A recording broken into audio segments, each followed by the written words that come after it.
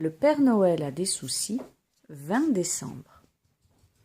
Dans sa maison perdue dans l'immense forêt, le Père Noël préparait ses dernières commandes. Bientôt, il partirait avec ses 4 reines visiter les enfants du monde entier.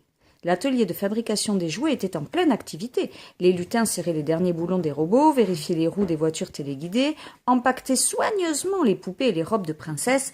Quelle joyeuse animation! Mais les reines n'étaient pas du tout enthousiastes. Ils étaient vieux, aussi vieux que le Père Noël, et la tournée d'un pays à l'autre en 24 heures devenait trop épuisante. Se poser sur les toits glissants des maisons, tirer le traîneau alourdi par des millions de jouets, voler dans le vent cinglant était chaque année un peu plus difficile.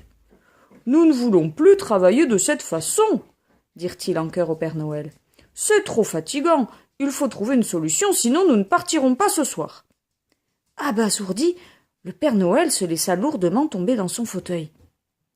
Il réfléchit. « Je vous donne double ration de foin, du lait à volonté et des clochettes toutes neuves. »« Non !» répondirent les reines obstinées. « Ce que nous voudrions, c'est que cette période de Noël dure 4 jours. Ainsi, nous aurions le temps de voler tranquillement et de regarder les enfants découvrir leurs jouets. »« Impossible !» répliqua le Père Noël. « Comment leur demander d'attendre le 26 ou le 27 décembre pour ouvrir leurs cadeaux ?» Les reines se grattèrent les moustaches. « Ah, pour sûr, Père Noël, on ne doit pas les décevoir. Et que diriez-vous de motoriser le traîneau ? » Impensable, ça sentira l'essence et les étoiles feront la grimace. Tout de même, je ne peux pas distribuer les cadeaux tout seul. Surtout à mon âge. Et si nous demandions conseil aux lutins ? Les lutins furent unanimes. La tournée ne peut pas être annulée. On a tous travaillé comme des fous depuis des semaines. Et si on se partageait les rôles ? Dit un petit lutin. Les reines tireront simplement le traîneau de nuage en nuage.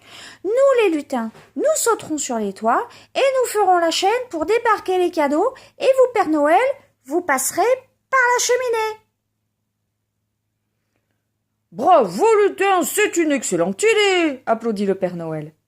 Et c'est ainsi que cette nuit de Noël, dans le ciel, les rires cristallins des lutins se mêlèrent au tintement des clochettes des reines.